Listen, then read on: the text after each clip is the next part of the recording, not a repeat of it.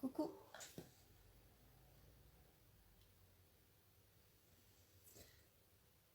Donc aujourd'hui je suis seule à l'atelier. Donc mon téléphone, eh bien, il est fixe. Donc on va essayer.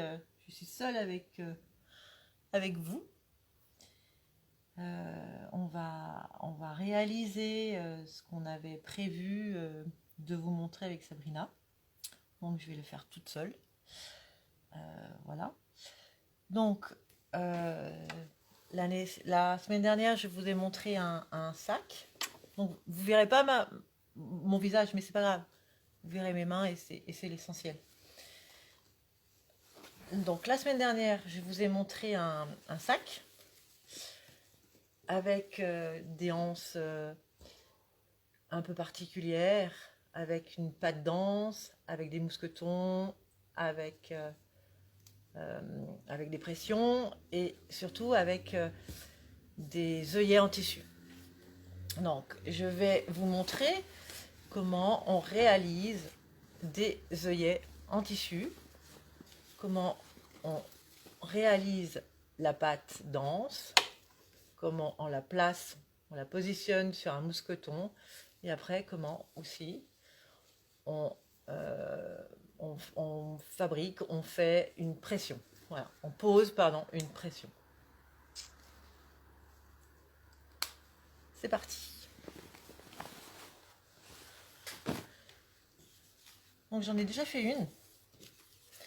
Parce que le but, c'est de réaliser en pièce d'étude la même chose que sur le sac. Hein.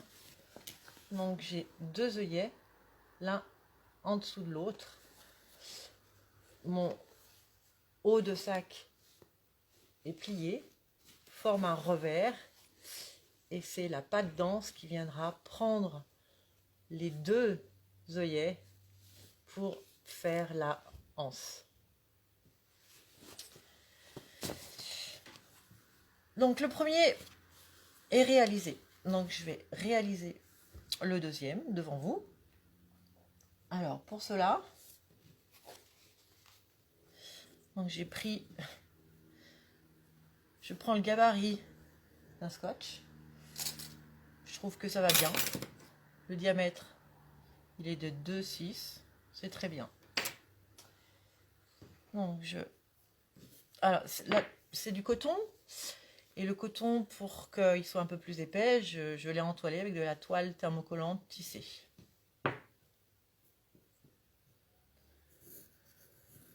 Donc, je marque l'extérieur et l'intérieur. L'extérieur, c'est l'endroit où je vais couper. Et l'intérieur, c'est l'endroit où je vais piquer. Avec des petits ciseaux.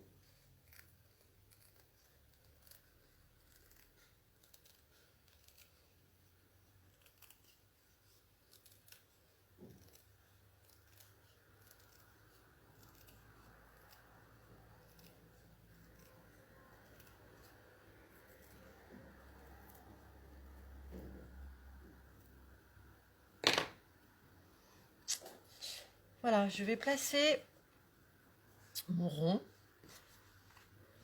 sur mon tissu du côté extérieur pour ensuite le rentrer du côté intérieur, puisque je veux un revers en uni. Puisque mon tissu intérieur se rabat sur l'endroit et forme un revers. Donc pour cela, je marque ma distance par rapport à mon haut. Donc mon premier œillet est à 4 cm du haut et mon deuxième œillet est à 12 cm du haut.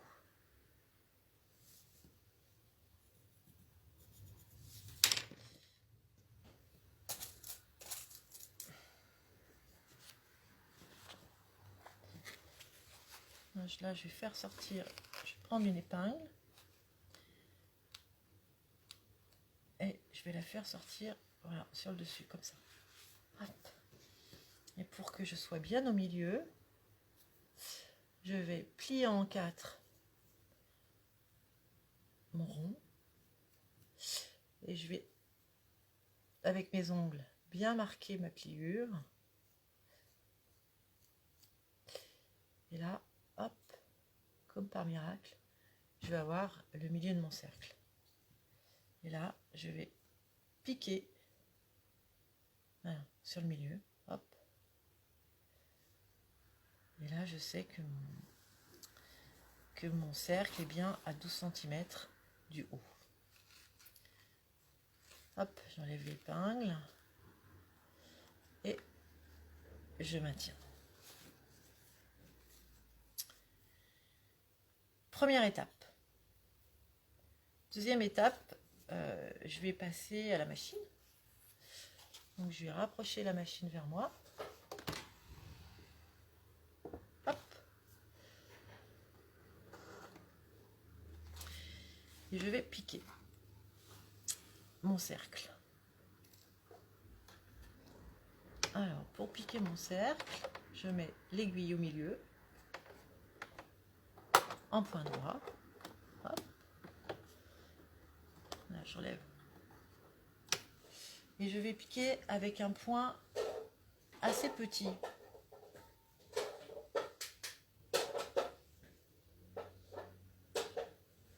J'espère que vous voyez bien.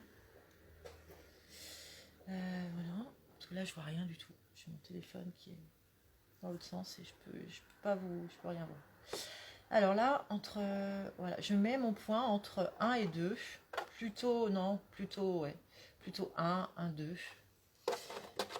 Et je vais faire ma couture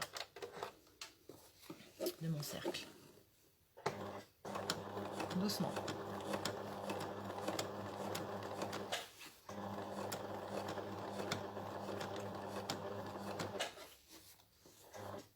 Alors là, hop, j'anticipe un peu. Voilà.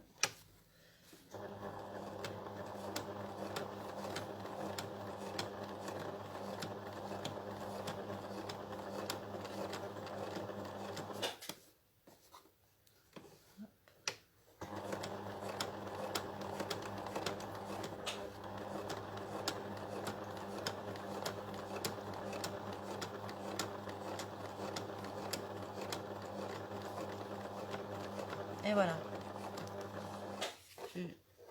Je repasse sur ma couture. Hop, un petit peu. Ça me fait mon arrêt. Et ensuite, je coupe mes fils à ras.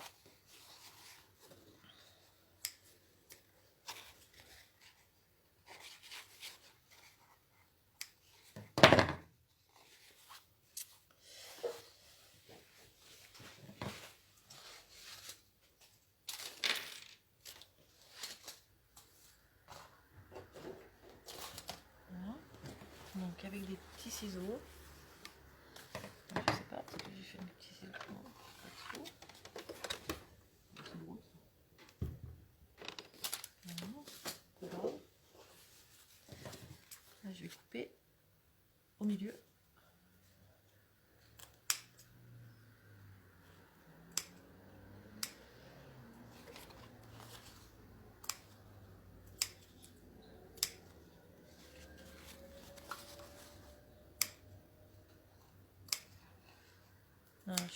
Là, je suis en train de prendre une seule épaisseur de tissu.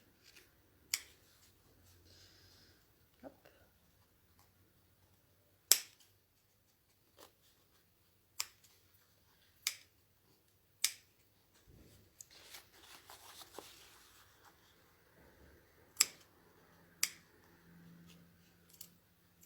Deuxième épaisseur de tissu.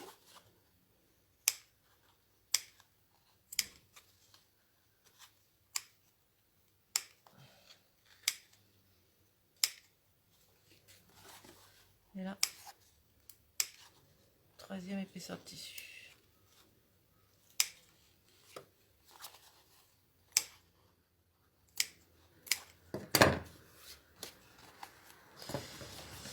Voilà, une fois que j'ai fait ça, je vais cranter tous les 5 mm tout autour.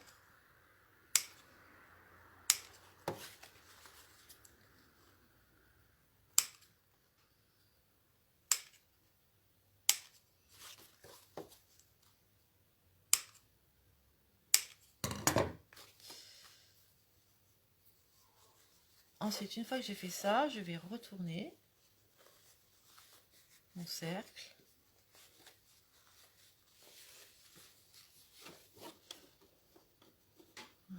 Bien le sortir.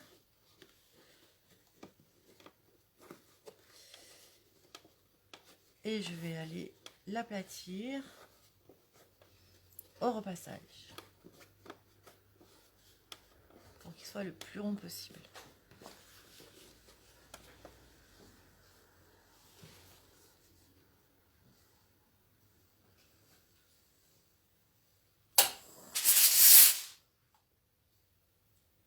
Je le tends bien.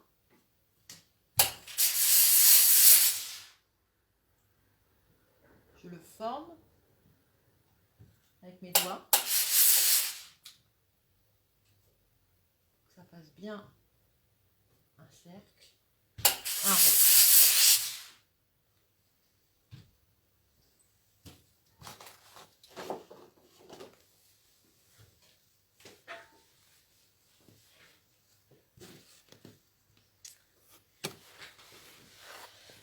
Ensuite, pour bien plaquer mon cercle sur mon tissu, sur mes tissus, pour bien que ça fasse bien œillet, hein, bien propre, je vais faire un point zigzag très serré. Donc avant de commencer directement sur l'œillet, je vais faire un essai de réglage de points. Alors, je me mets pour cela sur pratiquement boutonnière, sur point zigzag, assez large, 5. Et je vais essayer de voir si mon point est bon.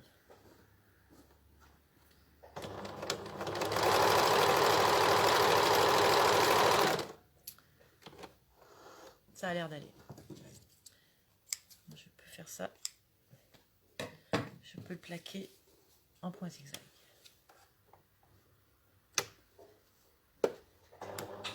Alors, le bord de mon cercle, il faut qu'il soit en dessous de mon point zigzag, pris dans mon point zigzag.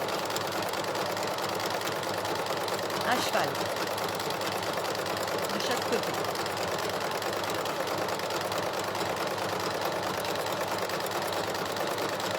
Mon point est à cheval. Sur le bord de mon cercle.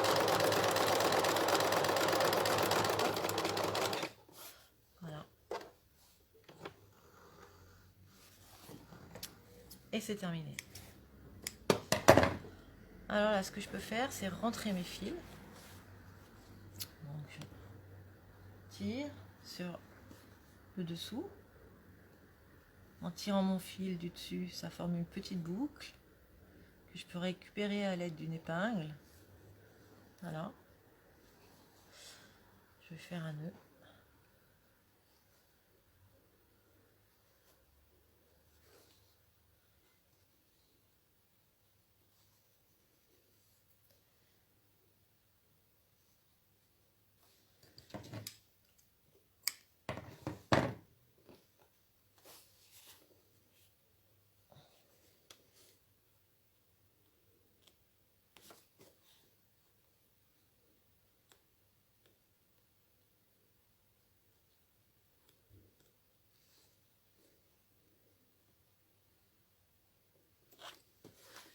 j'y arrive pas, c'est pas très grave, ça veut vraiment dire que c'est pris dedans. Ah. Ouais. Là. Je vais couper.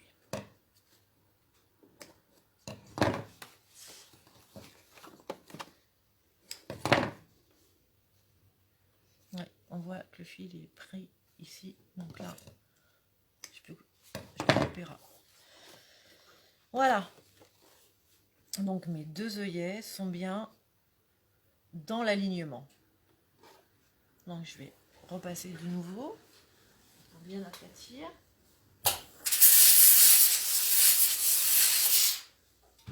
Voilà. Et mes œillets sont terminés.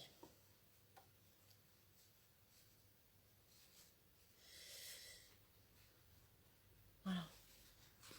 Bien dans l'alignement. Je plie. Ensuite, je vais réaliser ma patte dense. La patte qui va venir prendre les deux œillets. Voilà. Pour ensuite positionner le mousqueton. Alors, pour ce faire, il faut préformer votre rectangle. C'est un rectangle de 4 par 20. Vous pouvez le surjeter si vous avez une surjeteuse. Ou vous pouvez faire un point zigzag si vous n'avez pas de surjeteuse tout autour pour pas que votre tissu s'effiloche. Et ensuite, vous le préformez. Vous rentrez de chaque côté vos valeurs de couture et ensuite, vous le repliez.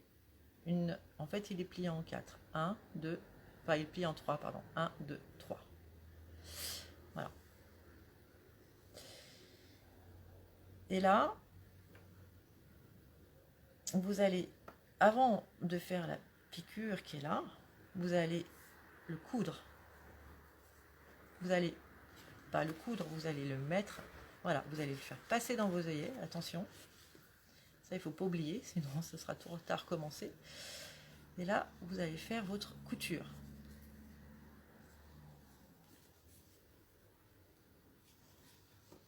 Alors, il faut remettre le point droit. Je me remets sur le point droit. Et je fais ma couture.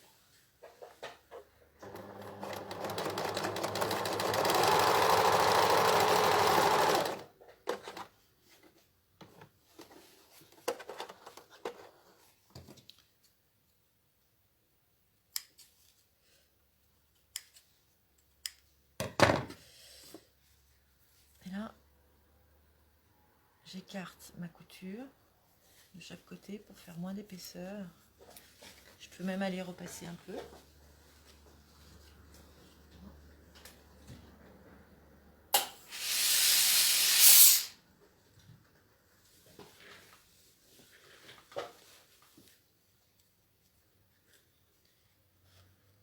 Hop.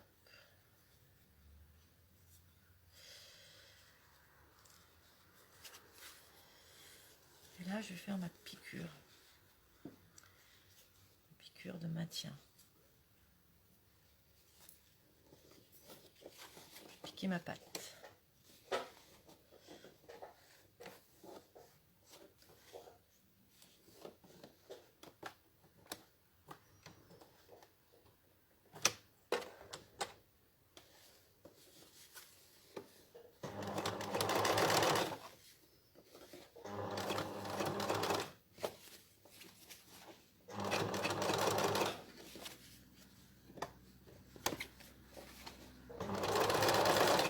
Alors ça, c'est un peu tatillon. Hein.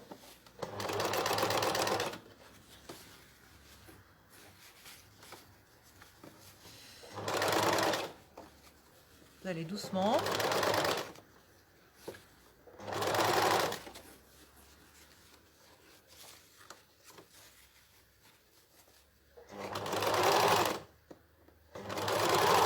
Et ça va le faire.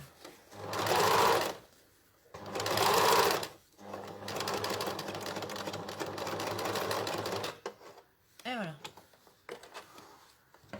c'est fait.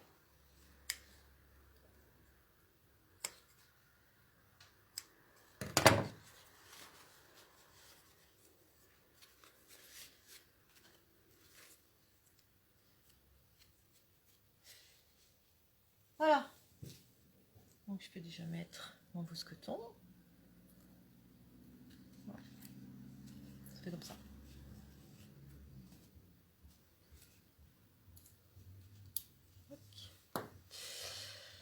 Donc maintenant, j'ai ma pâte, j'ai ma anse. Donc pour gagner un petit peu de temps, la anse, je l'ai déjà bien préparée. Donc c'est une anse de 10 par 48 coutures comprises. Donc c'est exactement la même préparation que pour la pâte de anse. Vous surjetez tout le tour, vous zigzaguez tout le tour si vous n'avez pas de surjeteuse. Vous repliez, vous préformez votre anse en mettant 1 cm de couture de chaque côté. Et ensuite, vous pouvez faire une surpiqûre comme j'ai fait moi de chaque côté. Voilà, tout autour. Ensuite, vous allez mettre cette anse dans le haut du mousqueton.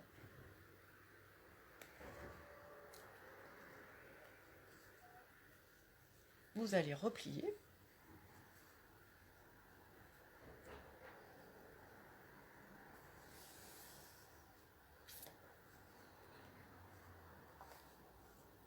Et vous allez faire une piqûre. Piqûre de maintien.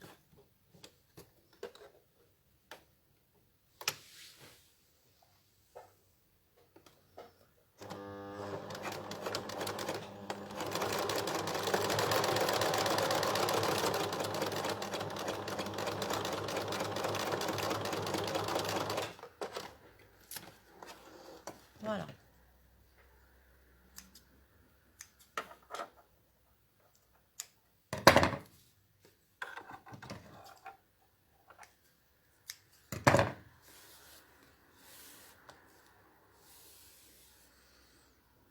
Voilà, ça c'est fait. Donc on est bien sur cette partie. Normalement, j'ai plus besoin de la machine, donc je vais la sortir un peu. Voilà. Je vais montrer le sac. Donc là, j'ai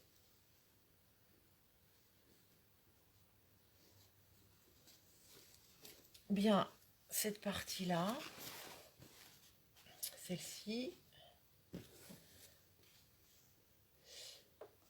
Nous avons fait, je vous ai montré en fait, je vous ai montré celle-ci, voilà, là, voilà, et de l'autre côté, on va aussi avoir cette partie-là, je vais vous montrer comment on positionne, comment on pose une pression. Donc, il y a une pression ici, parce qu'en fait, on peut régler la hauteur de la anse. Soit vous portez votre sac sur votre épaule, soit vous le portez à la main comme un cabas. Voilà, donc on va faire, de l'autre côté, on va faire cette méthode-là. Pression.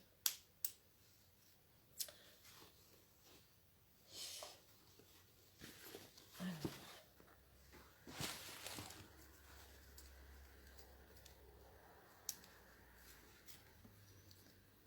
Hop. J'enlève celui-là.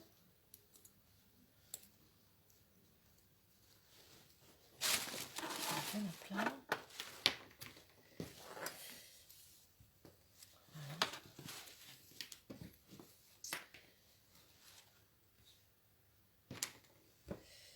Donc je fais des petits calculs avant.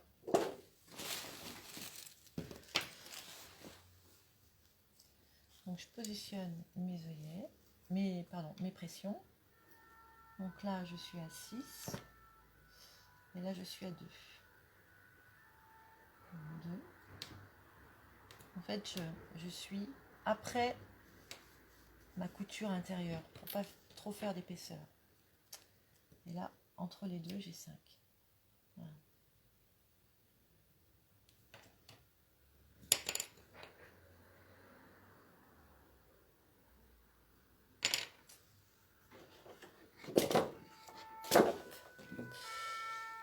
Donc nous, on a la chance d'avoir deux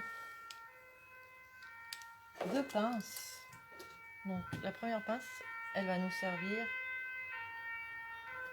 pour faire les trous.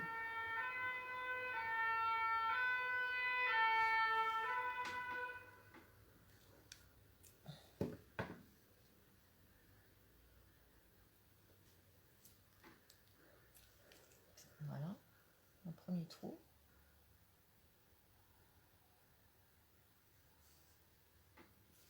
Et un deuxième trou.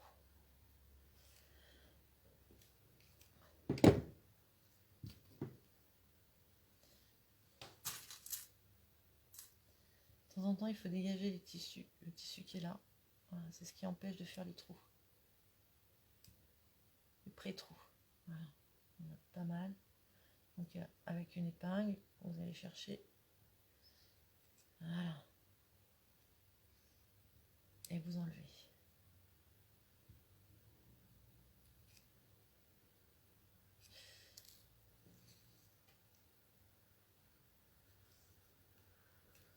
Voilà, ça va beaucoup mieux.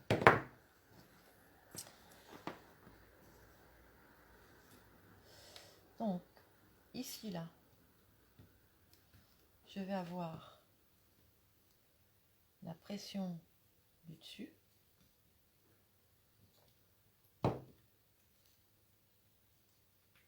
Hop.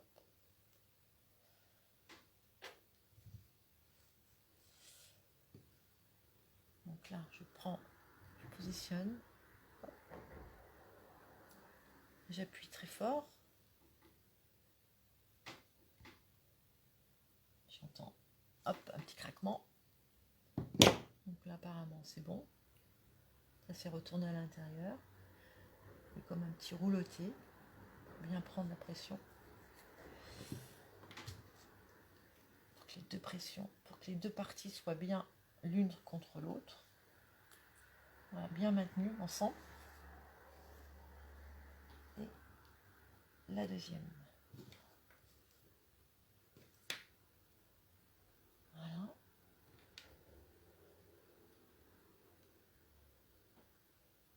Voilà. Là, c'est pareil. Hop, voilà. Je l'ai perdu.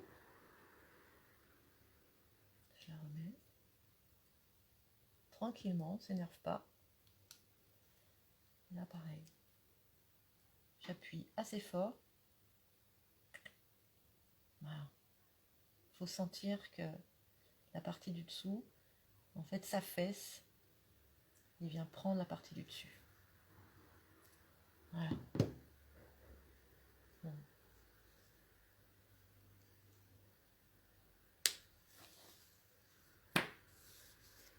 Ah, je suis bonne. Hop. Voilà. Voilà, c'est fini. Hein. Donc là, on met là.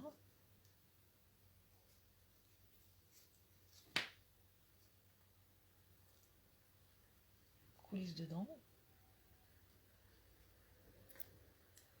Alors, ça se fait. Hein. Prendre son mal en patience, c'est tout. Être patiente.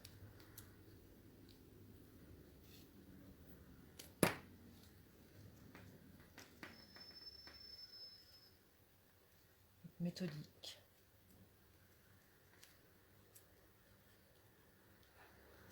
Alors, il existe des mousquetons peut-être aussi un peu plus larges. À voir. Là. Voilà. On a bien réussi. Voilà. Comme bien là-dedans.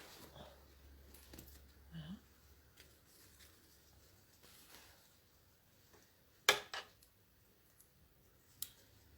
Et voilà.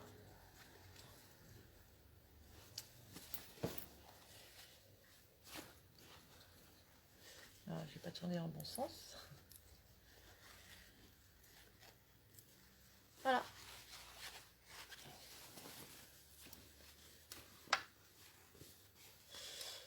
Voilà la pièce d'étude. Donc, je ne vais pas continuer, mais si je voulais... Bon, là, c'est une anse vraiment pour porter sur l'épaule. Et si je veux la porter à la main, il faut que je remette une pression du dessus d'une pression de l'autre côté pour pouvoir allonger ou rapetissir. Et là, voilà ma anse. Voilà. Donc soit ce côté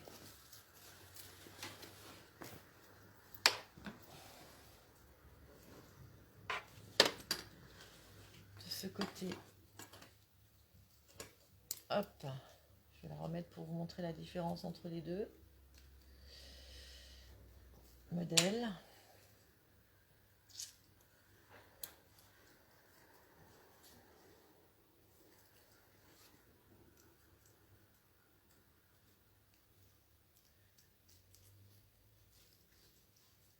Voilà. Soit vous avez la anse pour porter sur votre épaule, soit vous avez la anse pour porter à la main. Voilà, un petit sac à œillet en tissu avec des anses amovibles, mousqueton et pression. Donc pour cela, eh bien, il vous faut un rectangle de 47 cm de large, 50 cm de hauteur, couture comprise, 2 tissus extérieurs, 2 morceaux extérieurs, 2 morceaux intérieurs. Les coutures comprises, elles sont de 1 cm. Si vous prenez un tissu bâche, toile pour l'extérieur, et si vous prenez un tissu plus coton, plus léger pour l'intérieur, je vous conseille d'entoiler votre tissu le plus léger. Pour faire les œillets, c'est pareil. C'est un coton assez fin. Il faut l'entoiler. En l'entoilant, vous consolidez vos œillets, vos piqûres. Ça, c'est pour le sac. Donc, le sac, il est vraiment tout simple. Donc, on avait vu la trousse la semaine dernière. Donc, j'ai fait un coordonné. Il est vraiment tout simple dans le sens où les angles, eh bien, les angles, hein, c'est des... Il y a une couture, vous avez une couture de fond. Donc, pour faire vos angles, ben, vous les prenez en triangle. Et puis, vous faites une piqûre, d'accord? C'est ce qui va vous faire votre fond de sac. Pour la anse, il vous faut un rectangle de 10 par 48, 2 fois, puisqu'on a 2 anses. Et pour la patte d'anse, il vous faut 4 fois, il vous la faut 4 fois, 1, 2, 3, 4, de 4 par 20. Couture comprise aussi. Et bien voilà, bon, les explications pour les œillets en tissu, la pose de patte dense, une pose de pression, de mousqueton, c'est fait. Donc je vous dis à la semaine prochaine. Bon, la semaine prochaine, j'essaierai de vous montrer, de réaliser une trousse de toilette dépliable, assez facile à faire. J'utiliserai peut-être la trousse Vanity pour le fond. Voilà, comme ça vous l'aurez déjà faite. Donc du coup, on verra que le reste. Voilà. Et bien voilà, c'est terminé pour cette fois. C'est drôle d'être toute seule, c'est moins dynamique. Mais voilà, mais jeudi prochain, on sera toutes les deux normalement. Bye bye!